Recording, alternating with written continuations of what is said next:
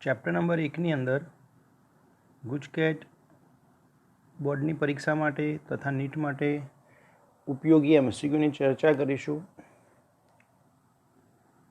એ બાજુવાળા સમઘનમાં એક વિદ્યુત ભારિત તાર પસાર થાય છે। આ તાર પર વિદ્યુત ભારની રેખીય ઘનતા લેમ્બડા છે। તો આ ઘનમાંથી પસાર થતું મહત્તમ ફ્લક્સ। તો સૌપ્રથમ તો એક સમઘન વિચારીશું।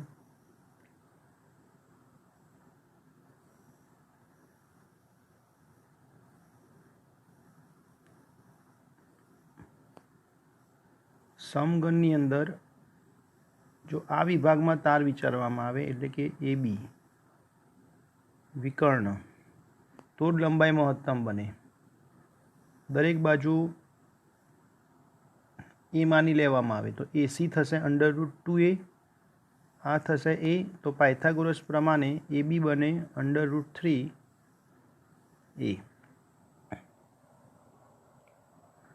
तो रेखीय विद्युतभार घनतानी व्याख्या एटले के लेम्बडा = Q/L।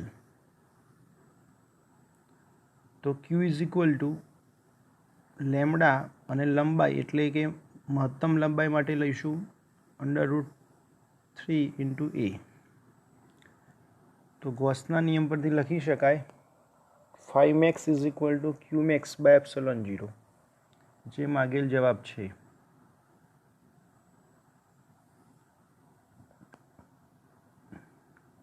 एक गोळीय कवचनी त्रिज्या 10 मिलीमीटर है और तेना पर 100 माइक्रोकूलमनो विद्युतभार मुकेल है। आ कवचना केंद्र पर 10 माइक्रोकूलम जेटलो विद्युतभार मूकवामां आवे तो तेना पर लागतुं विद्युतभार खाली जग्या हशे।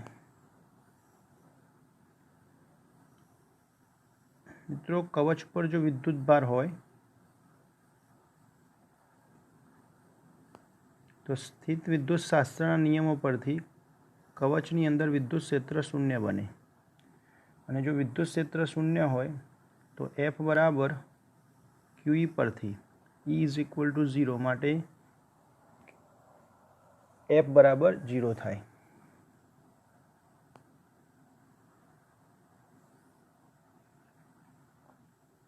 कोई बंद पृष्ठ वडे घेरातो विद्युतभार 10 माइक्रोकूलम होय त्यारे ते पृष्ठ साथे संकळायेल फ्लक्स फाई। हवे आज पृष्ठनी अंदर बीजो एक विद्युतभार -10 माइक्रोकूलम दाखल करवामां आवे तो हवे आ पृष्ठ साथे संकळायेल फ्लक्स केटलुं। तो गॉसना नियम प्रमाणे विचारी शकाय। सौ प्रथम कुल विद्युतभार पहला +10 विद्युतभार हतो, पछी -10 एड कर्यो एटले टोटल विद्युतभार थयो 0।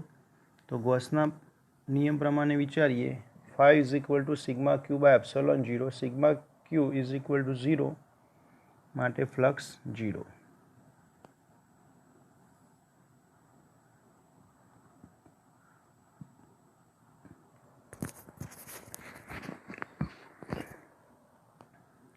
कोई एक गोराना केंद्र पर एक विद्युत डायपोल मूकवामां आवे तो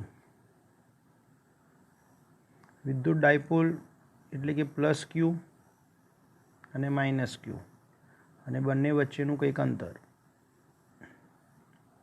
તો વિદ્યુત ડાયપોલ પરનો કુલ વિદ્યુતભાર 0 હોય છે માટે ગોસના નિયમ પરથી ફ્લક્સ પણ 0।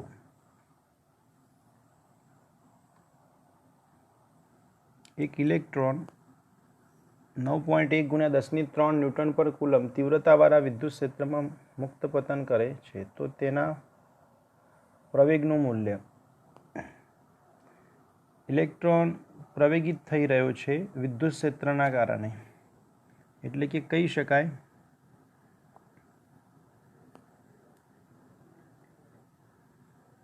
के बे प्रकारना बळ उद्भवे छे।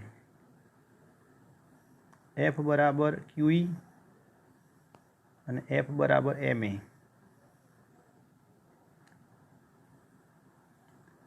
एटले के Q नी जग्याए स्मॉल e लखी शकाय F बराबर QE = MA।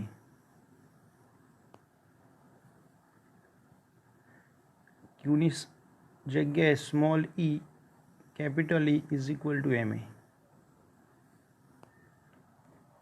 અને એને કરતાં બનાવીશું બાકી કિંમત એમ એટલે ઇલેક્ટ્રોનનો દર મૂકીશું, ઈ એટલે તેનો વિદ્યુતભાર અને કેપિટલ ઈ તમને આપેલું, અને સાદુરૂપ આપવાથી જવાબ પ્રાપ્ત થશે.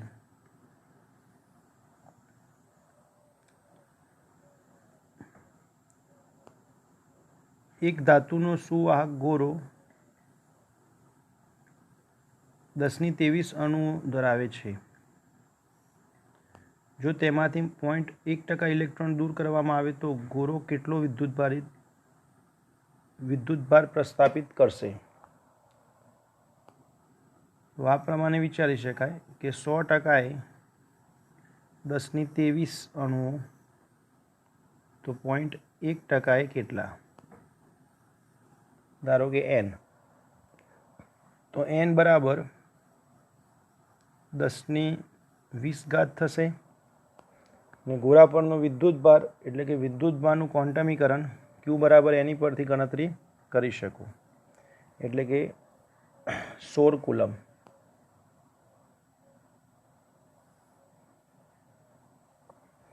પૃષ્ઠ સાથે સંકળાયેલ વિદ્યુત ફ્લક્સ ક્યારે ધન હોઈ શકે?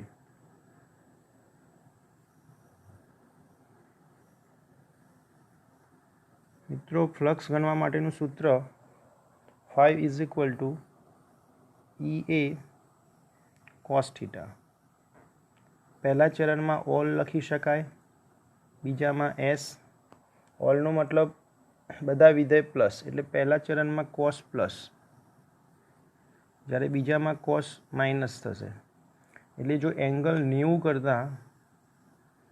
કરતાં ઓછો હશે તો કોસ પ્લસ, તો ફ્લક્સ પણ પ્લસ બને, અને એંગલ જો 90 અને 180ની વચ્ચે હોય તો કોસ માઇનસ, તો ફ્લક્સ પણ માઇનસ. એટલે કે અહીંયા આપણને પ્લસ કન્ડિશન માટે પૂછ્યું. પ્લસ માટે કન્ડિશન થાય કે ખૂણો એટલે કે થીટા 90 કરતાં ઓછો હોવો જોઈએ. જો ઋણ માટે પૂછ્યું હોત તો અમદાવાદ જવાબ આવત.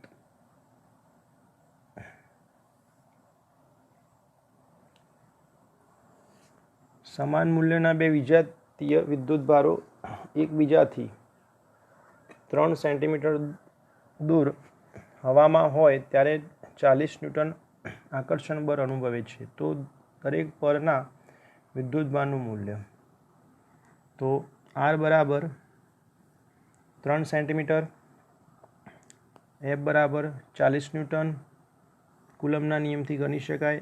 F is equal two K Q1 Q2 by R².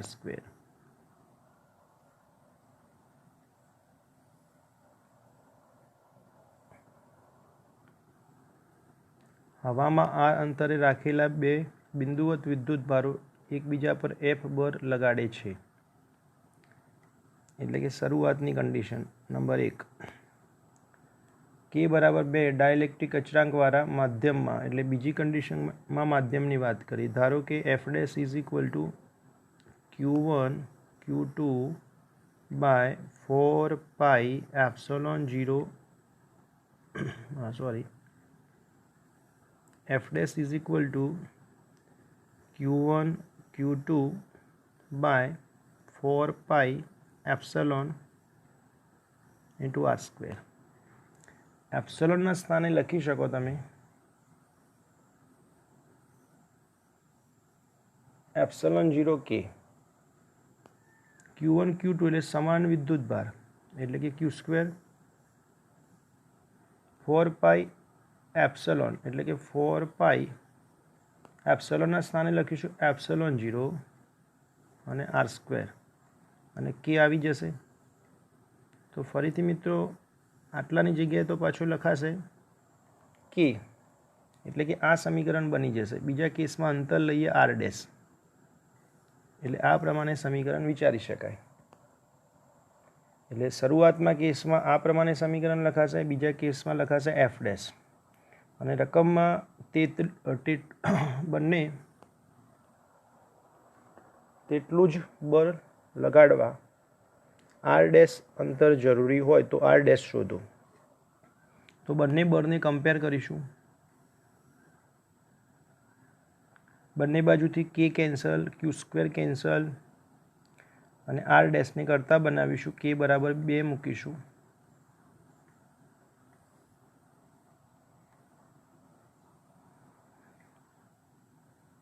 સમાન વિદ્યુત ક્ષેત્રમાં ઇલેક્ટ્રોન અને પ્રોટોનના પ્રવેગનો ગુણોત્તર. વિદ્યુત ક્ષેત્ર સમાન હોય તો એક આ સમીકરણ પરથી વિચારી શકાય, F બરાબર ma is equal two QE. આ સમીકરણનો ઉપયોગ કરી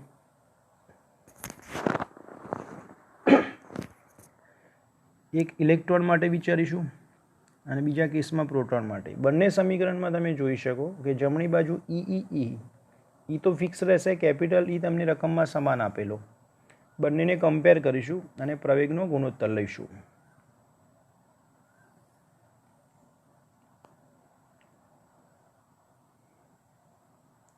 બે સમાંતર પ્લેટો પર સમાન મૂલ્યોનો વિજાતીય વીજભાર રહેલો છે. જ્યારે તેમની વચ્ચેની જગ્યા શૂન્યાવકાશિત હોય ત્યારે વિદ્યુત ક્ષેત્રનું મૂલ્ય 2 × 10⁵ વોલ્ટ પર મીટર મળે છે. જ્યારે તેમની વચ્ચેની જગ્યા ડાઇલેક્ટ્રિક માધ્યમથી ભરવામાં આવે ત્યારે વિદ્યુત ક્ષેત્ર. તો સીધો સવાલ, E is equal two E0/K. તો K ને કરતા બનાવીશું તો E0/E. E0 મતલબ પ્રારંભિક વિદ્યુત ક્ષેત્ર શૂન્યાવકાશ હોય ત્યારે, અને E એટલે જ્યારે ડાઇલેક્ટ્રિક હોય ત્યારે. બંને કિંમતો મૂકીશું તો જવાબ આવશે લગભગ 2.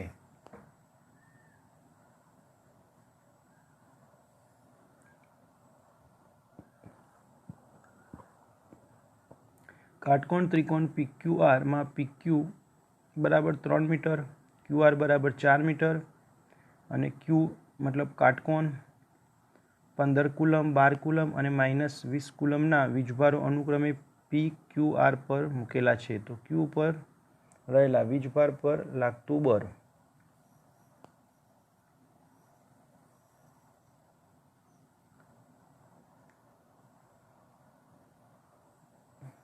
અહીંયા સવાલ પૂછ્યો Q પર રહેલા વીજભાર પર લાગતું બળ.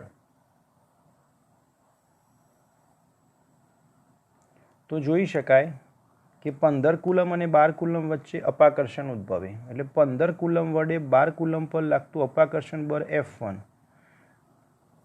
કુલમના નિયમથી લખી શકાય F1 બરાબર KQ1 Q2/R². એમાં ખાલી કિંમતો એડ કરેલી. તે જ રીતે 12 કુલમ અને -20 કુલમ વચ્ચે આકર્ષણ ઉદ્ભવે. એટલે કે -20 કુલમ પોતાની તરફ બળની દિશા સેટ કરે છે.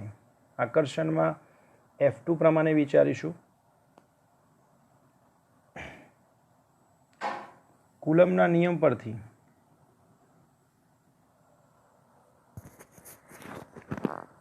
F2 is equal two K બાર કૌંસમાં -V/4². હવે ફિગરની અંદર જોઈ શકાય કે બંને પરસ્પર લંબ.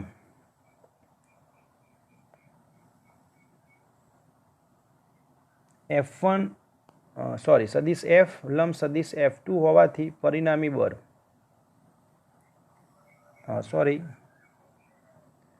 સિમ્બોલ લીધેલો છે F1 અને F2. બંને એકબીજાને લંબ હોવાથી તમે 11 સાયન્સમાં એક સમીકરણ ભણી ગયા, R is equal two √ A² + B² + 2AB cos θ.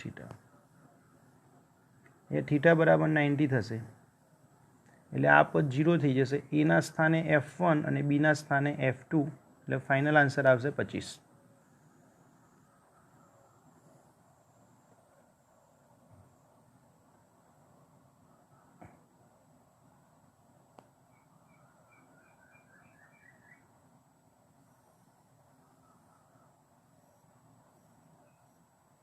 Q જેટલો વીજભાર અને R ત્રિજ્યાવાળા 3 સમાન ગોળાઓ એવી રીતે રાખવામાં આવેલા છે કે જેથી દરેક ગોળો બીજા ગોળા સ્પર્શે તો કોઈ એક ગોળા પર બાકીના બે ગોળા દ્વારા લાગતા વિદ્યુત બળનું મૂલ્ય. મિત્રો ખૂબ ઇઝી સવાલ. ઉદાહરણ તરીકે એ પર લાગતું પરિણામી બળ ગણીશું. તો એ અને બી માટે વિચારીએ. આર મતલબ 2R. ત્રણના કેન્દ્ર એ બી અને સી. તો એ અને બી વચ્ચેનું અંતર થશે 2R. બી વડે એ પર લાગતું બળ સદિશ એફ એ બી. તે જ રીતે સી વડે એ પર લાગતું બળ સદિશ એફ એ સી. અપાકર્ષણના નિયમ પ્રમાણે એ સમબાજુ ત્રિકોણ બનતો હોવાથી બંને બળ વચ્ચે એંગલ બને 60 ડિગ્રી. મૂલ્ય કુલમના નિયમ પરથી લખી શકાય એફ બરાબર કે ક્યુ ક્યુ બાય આર પ્રમાણે. તે જ રીતે એ બી અને તે જ રીતે એસી. જો કે ડિસ્ટન્સ અને વિદ્યુતભાર સમાન હોવાથી બંનેના બળ પણ સમાન થશે, એટલે કે એફ લખી શકો. આગળના સવાલમાં એક સૂત્ર જોયું, R is equal to √a² + b² + 2ab cos θ. A અને બીની જગ્યાએ એફ લખીશું અને એંગલ 60 લઈશું તો આ પ્રમાણે જવાબ બને. મિત્રો આ ટાઈપના સવાલો ઘણી બધી વાર પૂછાતા હોય છે, અલગ અલગ આકાર માટે સેટ કરેલા હોય. ખાલી સદિશના નિયમો સમજાવવા જોઈએ કે બે પ્લસ હોય તો અપાકર્ષણ પ્રમાણે વિદ્યુતના સદિશો બતાવવા, અને આકર્ષણ હોય તો તે રીતે એના વિદ્યુત સદિશો બતાવવા. એંગલનું ધ્યાન રાખવું અને થોડુંક જો મેથેમેટિક્સ કામ કરી શકો તો આરામથી આ સવાલોને સોલ્વ કરી શકો.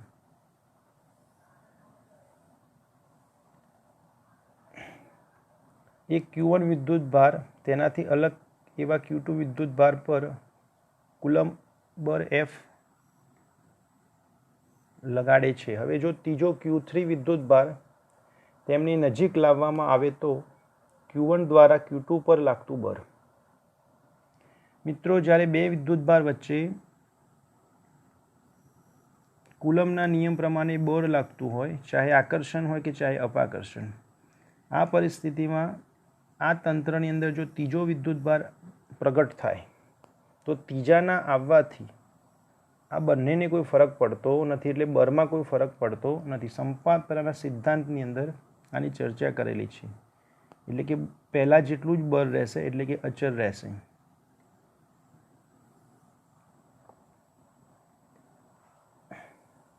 મિત્રો આનું તમે ડાયલેક્ટ્રિકની હાજરીમાં બે વિદ્યુતભારો વચ્ચેનું અસરકારક અંતર આ સૂત્ર યાદ કરી શકો અને સીધી કિંમતો જ મૂકીશું કુલમના નિયમ પરથી. માત્ર r² નહીં લખીએ, આરના સ્થાને આ કિંમત મૂકીશું. જ્યારે એ અંતરે રહેલા બે વિદ્યુતભારો Q1 અને Q2 છે તેમની વચ્ચે બી જાડાઈનો અને કે ડાયલેક્ટ્રિક અચળાંકવાળો પદાર્થ રાખવામાં આવે તો તેમની વચ્ચે લાગતું, તો સૂત્ર તો એના જ રહેશે, F બરાબર Q1 Q2 છેદમાં 4πε0. પણ આરની કિંમત કંઈક આ પ્રમાણે વિચારીશું, થોડું એક્સ્ટ્રા રહેશે, સીધું તમે યાદ કરી શકો. મિત્રો આ સવાલ પણ તમે જાતે સોલ્વ કરી શકો. NCERTની બુકની અંદર આ ટાઈપનો દાખલો આપેલો, એ કોન્સેપ્ટથી સોલ્વ કરીશું. Q જેટલો વિદ્યુતભાર ધરાવતા અનંત સંખ્યામાંના વિદ્યુતભારો એક્સ અક્ષ પર અનુક્રમે 1, 2, 4, 8 સ્થાને. મિત્રો આ ટાઈપનો સવાલ JEE માટે પણ ઉપયોગી રહેશે. તો E is equal two KQ/R² પરથી હવે અંતર ખાલી બદલાશે 1, 2, 4, 8, પણ દરેકનો વિદ્યુતભાર એક સમાન, એટલે દરેક પદમાંથી KQ કોમન. પહેલું પદ બને 1/1/2, પછી બીજો R બરાબર 2 મૂકીશું એટલે 2/2, 4 મૂકીશું 4/2, અને સાદુરૂપ આપીશું 1 + 1/4, 1/16, 1/64. મિત્રો એક શ્રેણી બની ગઈ. તો આ શ્રેણી માટે આ સૂત્ર યાદ રાખીશું. અને આ સૂત્ર પ્રમાણે એ એટલે શું? પ્રથમ પદ એટલે 1. R એટલે શું? બે ક્રમિક પદોનો ગુણોત્તર, એટલે કે 1/4/1, તો બી 1/4 થાય. 1/16 ભાગ્યા 1/4 એટલે 1/4. એટલે એ સમીકરણ આ સૂત્ર પરથી વિચારીશું અને સાદુરૂપ આપીશું તો જવાબ આવશે.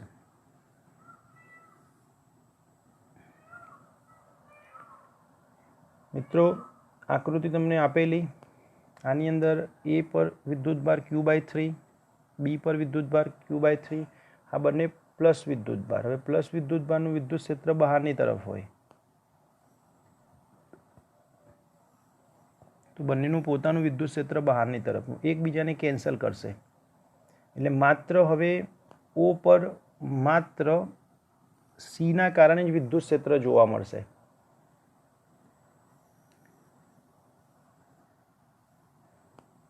તો સીધે સીધું સોલ્વ કરી શકો. E = KQ/R² પ્રમાણે એ અને બી તો એકબીજાને કેન્સલ કરે તો માત્ર સીના કારણે જ તમને ઓ પર વિદ્યુત ક્ષેત્ર જોવા મળશે. E = K, વિદ્યુતભાર સી પર 2Q/3 અને અંતર R², અને સાદુરૂપ આપીશું, જવાબ આવશે.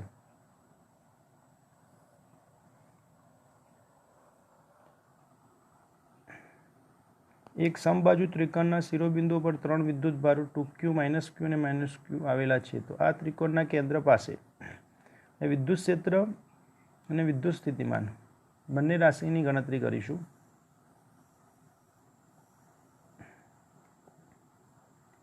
આકૃતિ પરથી મધ્યબિંદુ પાસે વિદ્યુત ક્ષેત્ર શૂન્ય ન મળે પણ વિદ્યુત સ્થિતિમાન, કારણ કે જોઈ શકાય કે 2Q વિદ્યુતભારનું વિદ્યુત ક્ષેત્ર બહારની તરફ એટલે અધો દિશામાં જોઈ શકાય. તે જ રીતે -Qનું વિદ્યુત ક્ષેત્ર પણ તમે જોઈ શકો, E(-Q), અને -Q એટલે જમણી બાજુનો એ પણ E(-Q). તો બધાનું જો પરિણામી લેવામાં આવે તો અધો દિશામાં જોઈ શકાય, એટલે કે વિદ્યુત ક્ષેત્ર તો શૂન્ય નથી, પરંતુ વિદ્યુત સ્થિતિમાનની વ્યાખ્યા ચેપ્ટર નંબર 2 ની અંદર ભણી ગયા. V = KQ/R. તો આ સમીકરણ પરથી વિચારીએ તો V = 2Q વિદ્યુતભાર માટે પદ પ્લસ બને, પછી -Q માટે પદ માઇનસ બને, પછી જમણી બાજુના -Q માટે, એટલે કે એકબીજાને કેન્સલ કરે, એટલે કે વિદ્યુત સ્થિતિમાન 0 પણ વિદ્યુત ક્ષેત્ર શૂન્ય નથી.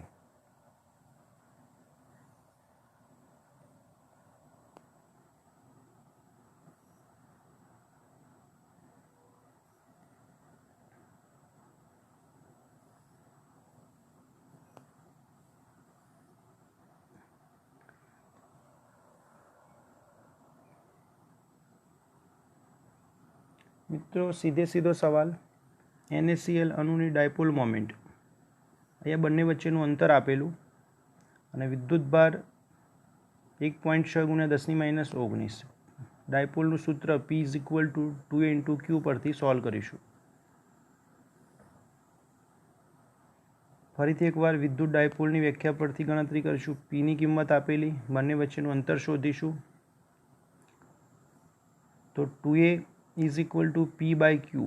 P = 6.4 × 10−30 અને Q લખાય 1.6 × 10−19. આને સેટ કરીશું તો એંગસ્ટ્રોમમાં તમે એને સેટ કરી શકો. મિત્રો આની અંદર પણ સવાલ પૂછ્યો નળાકારની સપાટી પર. નળાકારની સપાટી પર જો એંગલ, જો કે આ MCQ આગળ રિપીટ થઈ ગયો, વિદ્યુત ક્ષેત્ર અક્ષની દિશામાં અને સપાટી પર, આ સપાટી પર ગણતરી કરવી હોય તો સદિશ A સપાટીને લંબ હોય એટલે એંગલ અહીંયા બને 90. તો ફ્લક્સની વ્યાખ્યામાં, વિદ્યુત ફ્લક્સની વ્યાખ્યામાં E એ cos θ, θ = 90, એટલે કે ફ્લક્સ શૂન્ય.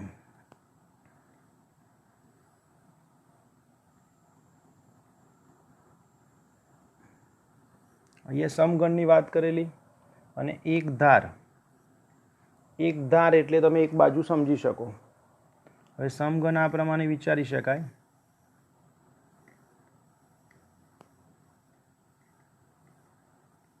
અત્યારે મિત્રો એક ધાર માટે પૂછ્યું, કેન્દ્ર પર +Q વિદ્યુતભાર હોય તો વિદ્યુતભાર તેની બધી જ બાજુ પર વિદ્યુત ક્ષેત્ર રેખાઓ ફેલાવે છે અને એમાં માત્ર એક ધાર એટલે 12મા ભાગનો વિદ્યુતભાર.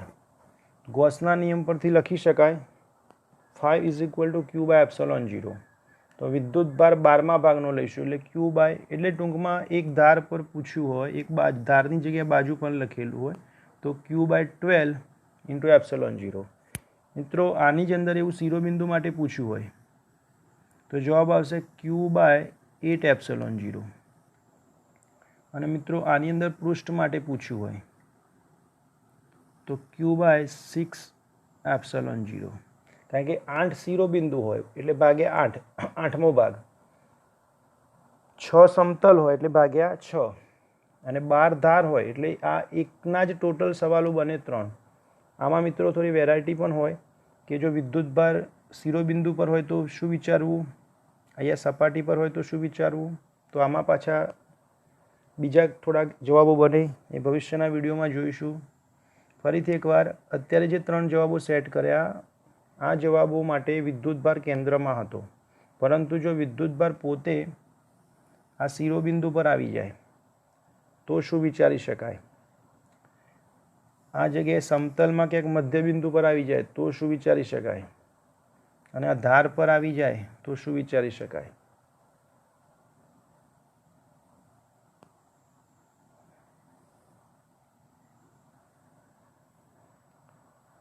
નિષ્ક્રમણ વેગ, અહીંયા વિદ્યુતભાર આપેલો, દર આપેલું,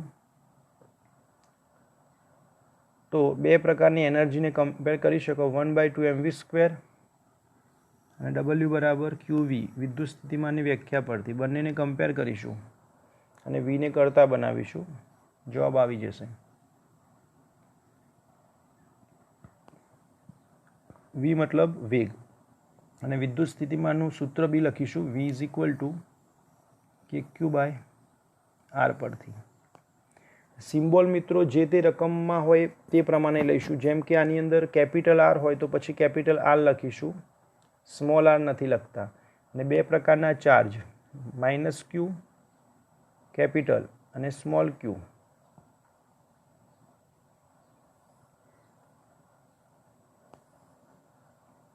કોઈ પદાર્થ પરના વિદ્યુતભારનું અસ્તિત્વ પારખવા માટે ખાલી જગ્યા વપરાય છે, ઇલેક્ટ્રોસ્કોપ. વિદ્યુતભારનો SI એકમ કયો છે, કુલમ. અપ ક્વાર્ક્સ અને ડાઉન ક્વાર્ક્સ પરનો વિદ્યુતભાર અનુક્રમે ખાલી જગ્યા અને ખાલી જગ્યા. મિત્રો સ્વાધ્યાયના તમે દાખલા ગણ્યા હોય તો સ્વાધ્યાયના એક દાખલામાં આ ડેટા આપેલો છે. એટલે અપ માટે કિંમત થશે 2/3 × E અને ડાઉન માટે થશે -E/3.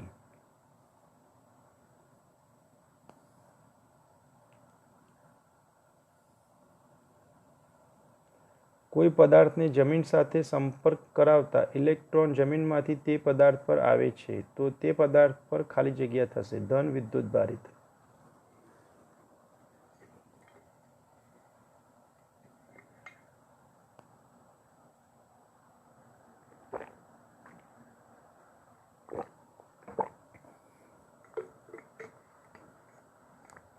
કુલમનો નિયમ અંતરના કયા મૂલ્ય માટે સાચો છે. જ્ઞાન આધારિત સવાલ મિત્રો, મતલબ જેને સીધો યાદ રાખવાનો, 10⁻15 મીટર કરતાં વધુ. અવકાશના કોઈ બિંદુ P પાસે વિદ્યુત ક્ષેત્રની તીવ્રતા 8 વોલ્ટ/મીટર છે તો તેનો અર્થ શું. તો F બરાબર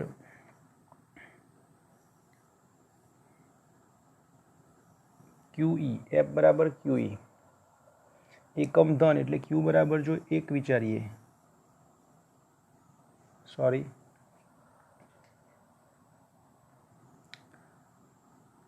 F બરાબર QE કુલમના નિયમ પરથી એકમ ધન વિદ્યુતભાર એટલે જો Q બરાબર 1 વિચારીએ અને E બરાબર તમને 8 આપેલા, મતલબ Q બરાબર એકમ ધન વિદ્યુતભાર લઈએ તો F બરાબર 8 બને. તો સીધું સૂત્ર પરથી વિચારીશું તો આ જવાબ. નીચેનામાંથી વિદ્યુત ક્ષેત્રની તીવ્રતાનો એકમ કયો છે. તો મિત્રો ફિઝિક્સ તમે ભણતા હોય તો એકમો બનાવતા તમને આવડવા જોઈએ ફટાફટ, ઇક્વેશન પરથી, પારિમાણિક સૂત્ર, એ તમારા માટે સહજ હોવું જોઈએ તો થોડુંક ફિઝિક્સમાં કામ કરવાની મજા પડે. E = F/Q પરથી એક એકમ બને ન્યૂટન પર કુલમ, એટલે એ બધા ઓપ્શન તે રીતે જ આપેલા, એટલે જવાબ બને C. અને એક બીજો પણ એકમ તમે યાદ કરી શકો, વોલ્ટ/મીટર. વિદ્યુત ડાયપોલની અક્ષની દિશામાં ડાયપોલ મોમેન્ટ અને વિદ્યુત ક્ષેત્ર વચ્ચે ખાલી જગ્યાનો ખૂણો હોય છે. મિત્રો વિદ્યુત ડાયપોલ એટલે કે -q અને +q. વિદ્યુત ડાયપોલની અક્ષની દિશામાં ડાયપોલ મોમેન્ટ અને વિદ્યુત ક્ષેત્ર, અહીંયા એક અક્ષ વિચારી લઈએ. હવે પહેલાં તો એ વિચારીશું કે આ પ્લસ વિદ્યુતભારનું વિદ્યુત ક્ષેત્ર કઈ તરફ, મતલબ ઓ બિંદુ પર બહારની તરફ, એટલે આ તરફ E+. -qનું વિદ્યુત ક્ષેત્ર કઈ તરફ, અંદરની તરફ, તો આ માઇનસનું થઈ ગયું. બીજું, વિદ્યુત ડાયપોલની દિશા કઈ તરફ હોય, -q થી +q તરફ, એટલે સદિશ P. તો વિદ્યુત ક્ષેત્ર જોઈ શકો ડાબી તરફ, ડાયપોલની દિશા તમે જોઈ શકો જમણી તરફ, એટલે એંગલ બને મિત્રો 180.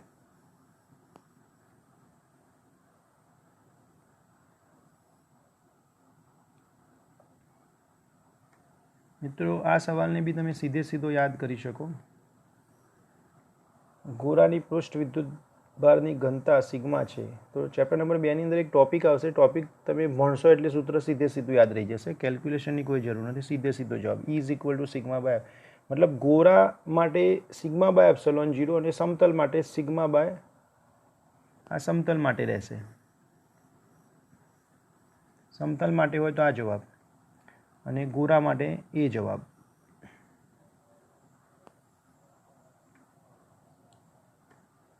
જો અનંત વિસ્તારના સમતલ વડે, આ પ્રમાણે હું વાત કરવા માંગતો હતો કે તમે ડાયરેક્ટ જવાબ યાદ રાખી શકો, σ/2ε0. બીજું, સમતલ પર વિદ્યુતભાર પ્લસ હોય તો સપાટીને લંબ બહારની તરફ, સમતલ પર વિદ્યુતભાર માઇનસ હોય તો સપાટીને લંબ અંદર, એટલે કે સૂત્ર σ/2ε0 અને એની દિશા સમતલને લંબ, અંદર બહાર પરિસ્થિતિને આધીન.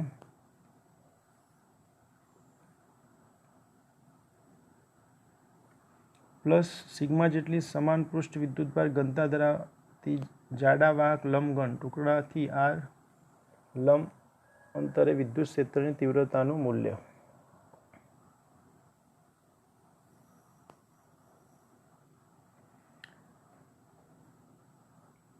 મિત્રો બંને સમતલ પર પૃષ્ઠ વિદ્યુતભાર ઘનતા પ્લસ સિગ્મા છે અને આ એક સમતલનું કામ કરે, તો આના માટે વિદ્યુત ક્ષેત્ર વિચારીએ તો પણ બહારની તરફ, એટલે કે જમણી તરફ થશે. આ પાછળવાળા માટે વિચારીએ તો પણ, અને મૂલ્યની દ્રષ્ટિએ બંને માટે લખાશે σ/2ε0, અંતર પર આધારિત નથી, એટલે બંને એક જ દિશામાં થયા, એટલે સરવાળો કરીશું, માટે કંઈક આ પ્રમાણે જવાબ.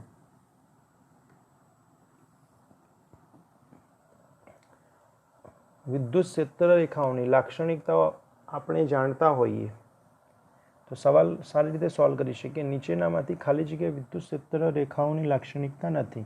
ક્ષેત્ર રેખાઓ બંધ ગારાઓ રચે છે.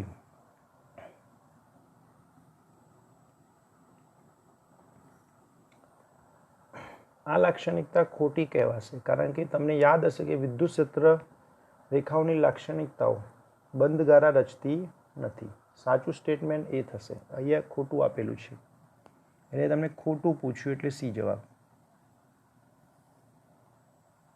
મિત્રો હવેથી જે પણ MCQ આવશે એ બધા NCERT બુકની અંદરના સ્વાધ્યાયના કે ઉદાહરણના દાખલા, અને હું વારંવાર વાત કરું છું આ બાબત પર કે MCQની સારી એવી તૈયારી કરવા માટે, અથવા તો નીટની પરીક્ષા કે ચાહે ગુજકેટની કે બોર્ડના MCQ માટેની તૈયારી, કે તમને JEEમાં બી ઉપયોગી બને, તો મેં બુક સારી રીતે વાંચો.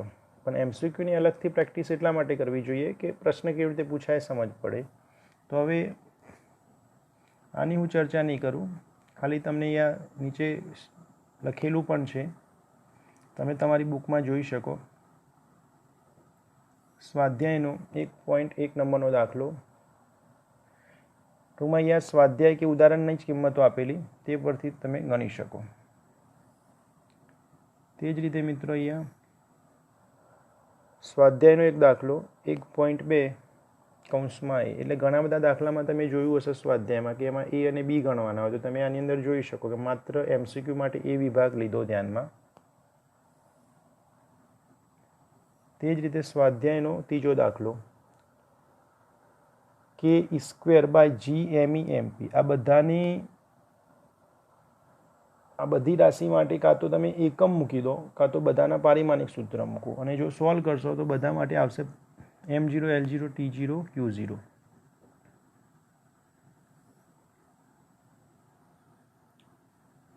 બીજા કેસમાં એ જ દાખલાનો બીજો વિભાગ, એનું મૂલ્ય પૂછ્યું। મૂલ્ય કેવી રીતે ગણીશું? KE GME MP બધા અચળાંક કેવા છે એ બધાની કિંમત અંદર એડ કરી દેશો તો મૂલ્ય આવશે 2.29 × 10⁻39।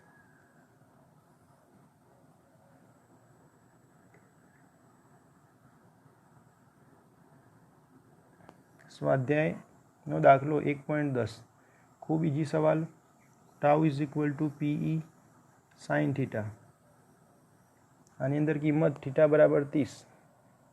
ટૂંકમાં સ્વાધ્યાયના દાખલા પરથી ગણીશું। આ એક બીજો દાખલો આપેલો સ્વાધ્યાયનો 1.11 કૌંસમાં A। તો આ સવાલ બી સોલ્વ કરી શકો। Q = N પરથી વિદ્યુતભાર આપેલો 3 × 10⁻7 કુલમ। ઇલેક્ટ્રોનની સંખ્યા શોધવાની, એટલે કે N શોધવાનો। તો N આવશે 2 × 10⁻12 અને રકમમાં જ લખેલું ઊન સાથે ઘસેલા એક પોલિથીનના ટુકડા, એટલે ઊન પરથી ઇલેક્ટ્રોન જશે પોલિથીન પર, કારણ કે રકમમાં જ લખેલું પોલિથીન પર કેટલો વિદ્યુતભાર આવશે? 3 × 10⁻7 કુલમ।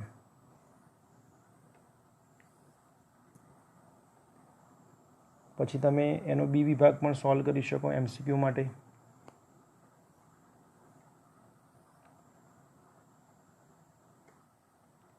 આ દાખલો પણ કુલમના નિયમનો ઉપયોગ કરીને સોલ્વ કરીશું। આમાં થોડીક સંપર્કની રીતનો પણ ઉપયોગ કરીશું।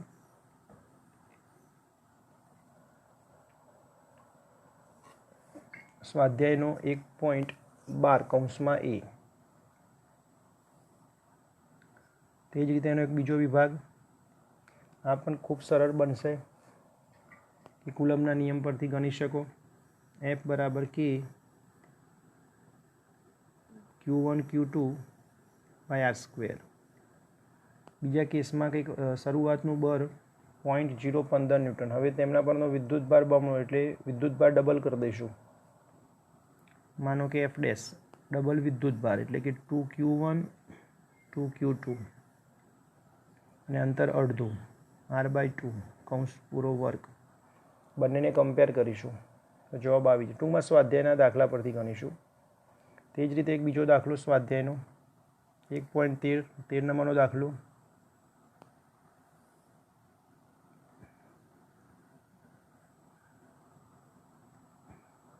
આકૃતિમાં સમાન વિદ્યુત ક્ષેત્રમાં 3 વિદ્યુતભારોના ગતિપથ દર્શાવ્યા છે। 3 વિદ્યુતભારોના ચિહ્ન આપો। તો 1 અને 2 નંબરનો વિદ્યુતભાર મિત્રો પ્લસ તરફ ખેંચાય છે, માટે આ બંને વિદ્યુતભાર માઇનસ હોવા જોઈએ, અને 3 નંબરનો માઇનસ તરફ ખેંચાય છે, માટે તે પ્લસ હોવું જોઈએ। આ પણ ફ્લક્સના સૂત્રથી તમે આને ગણી શકો। phi = EA અથવા તો cos θ। આના પરથી તમે એને ગણી શકો।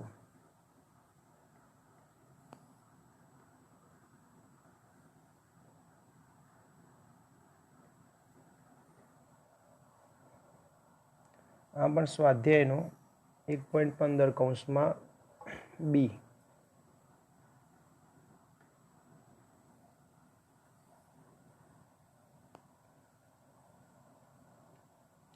આ પણ દાખલો સ્વાધ્યાયનો 16 નંબરનો દાખલો। આ દાખલો રહેશે સ્વાધ્યાયનો, બધા વિદ્યુત ફ્લક્સના એટલે ગૌસના નિયમ પરથી જ ગણીશું। 17 નંબર કૌંસમાં A, એટલે કે એ વિભાગ।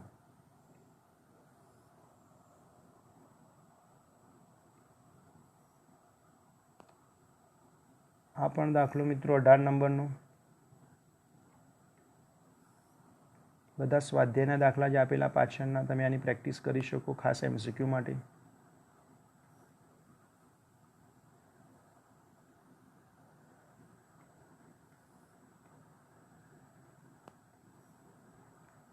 20A,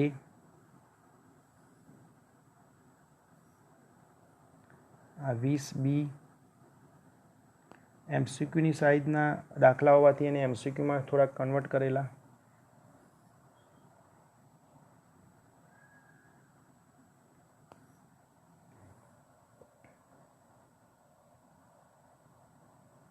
આ દાખલો તમે ઇઝ ઇક્વલ ટુ KQ/R², એટલે E બરાબર આપેલા -1.5 × 10⁻³ અંતર લઈશું 20 સેન્ટીમીટર, એટલે કે 0.2 મીટર.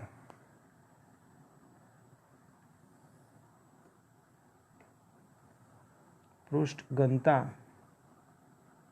એટલે કે સિગ્મા બરાબર Q/A.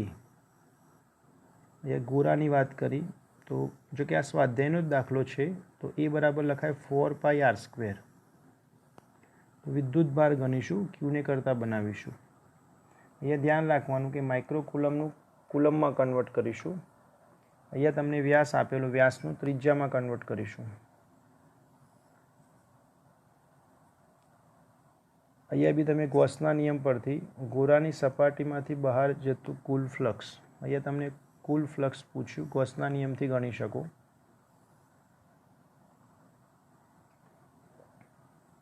રેખીય વિદ્યુતભાર ઘનતા સૂત્ર જાણીએ, E = λ/2πε0r.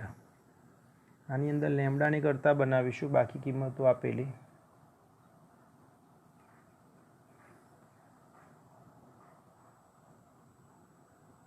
સ્વાધ્યાયનો 24 નંબરનો દાખલાનો C વિભાગ.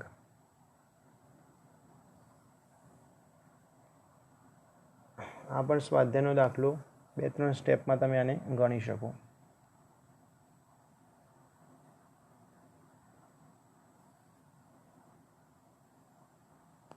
અને જે આગળનો જે MCQ હતો એનું જે સૂત્ર સાબિત થશે એની અંદરથી મિત્રો L ને કરતાં બનાવી દઈએ આગળના સૂત્રમાં. ટૂંકમાં આ જે સમીકરણ સાબિત થયું આમાં L ને કરતાં બનાવી દઈએ, મતલબ L² ને કરતાં બનાવીએ અને બધી કિંમતો આપેલી તો તમે આને સોલ્વ કરી શકો.